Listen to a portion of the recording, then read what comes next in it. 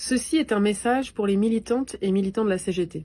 Chers camarades, l'heure est si grave que nous peinons à en mesurer toutes les conséquences. Il n'est plus minuit moins le quart, mais minuit moins une.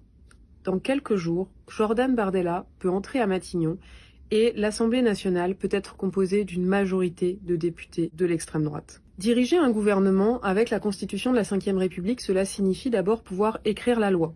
Le Rassemblement national est très clair, une de leurs premières lois sera contre les libertés syndicales et contre le droit de grève. La deuxième sera sur la privatisation de l'audiovisuel public et on sait qu'un certain nombre de grands patrons, à commencer par Vincent Bolloré, seront ravis de pouvoir racheter et mettre au pas Radio France et France Télévisions. Diriger un gouvernement, ça veut dire aussi avoir la main sur des ministères clés, comme le ministère de l'Intérieur qui nomme les préfets et a l'autorité sur les forces de police, le ministère de la Justice qui gère l'avancement de carrière des parquets, ou encore le ministère du Travail qui, je le rappelle, a le dernier mot en cas de licenciement des salariés protégés. La Constitution de la Ve République donne d'énormes prérogatives au Premier ministre. Si Jordan Bardella rentre à Matignon, ce qui est sûr, c'est que l'objectif du Rassemblement national sera de faire taire tous les contre-pouvoirs, justice, syndicats, presse, pour pouvoir être sûr, en 2027, de pouvoir accéder à l'Élysée.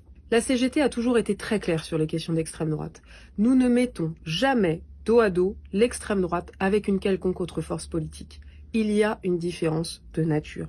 Cette différence de nature, c'est que si souvent l'extrême droite arrive au pouvoir par les urnes, elle refuse de rendre le pouvoir. C'est ce qui s'est passé au Brésil et aux États-Unis, où l'extrême droite a refusé le résultat des urnes et a tenté d'organiser un putsch. C'est ce qui se passe en Italie, où Giorgia Meloni est en train de faire une réforme de la Constitution pour remettre en cause l'indépendance de la justice et l'indépendance des organisations syndicales, de façon à pouvoir verrouiller la démocratie et à être sûr de pouvoir conserver le pouvoir. C'est la raison pour laquelle il faut que nous mettions toutes nos forces pour empêcher l'extrême droite d'arriver au pouvoir le 7 juillet prochain. Nous sommes 600 000 syndiqués. Nous avons des syndiqués dans toutes les professions et dans tous les territoires. Nous sommes nombreux, nombreuses et organisés. La CGT peut jouer un rôle majeur pour défendre notre démocratie. C'est ce que nous avons fait dans toutes les heures sombres de l'histoire.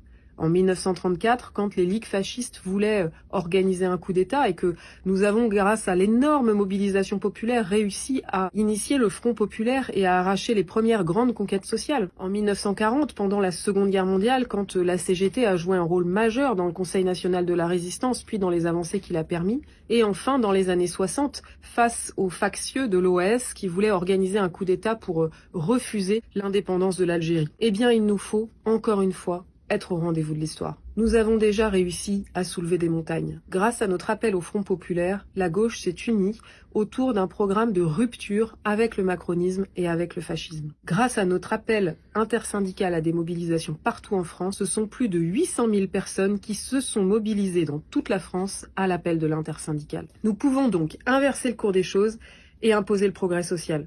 Pour cela, il nous faut maintenir et amplifier la pression populaire. Réunissons tous nos syndiqués pour débattre avec eux de la situation et les impliquer dans les actions de mobilisation et de déploiement. Organisons partout des actions de mobilisation et des actions de déploiement. Faisons monter les revendications sociales dans toutes les entreprises, à l'image de ce qui va se passer ce jeudi 20 juin dans la chimie, dans l'énergie, dans la culture, où des grèves seront organisées sur les questions salariales et les questions d'emploi. On a besoin de faire monter la pression sociale. Et enfin, un point crucial. Il nous faut renforcer la CGT. Plus que jamais, quand les fascistes sont aux portes de pouvoir, il faut que la CGT soit forte. De très nombreux salariés ont fait le choix de se syndiquer depuis 10 jours. Les demandes d'adhésion ont été multipliées par 4 ou 5. Il nous faut mettre le paquet pour bien accueillir ces nouveaux et ces nouvelles syndiqués. Et surtout, il nous faut proposer en grand à l'ensemble des salariés de se syndiquer pour combattre le fascisme et agir pour mettre à l'ordre du jour des perspectives de progrès social. Pour cela, il nous faut bousculer les agendas. L'Assemblée nationale est dissoute, le Sénat a suspendu ses travaux. Bon, nous, il faut faire la même chose avec les patrons.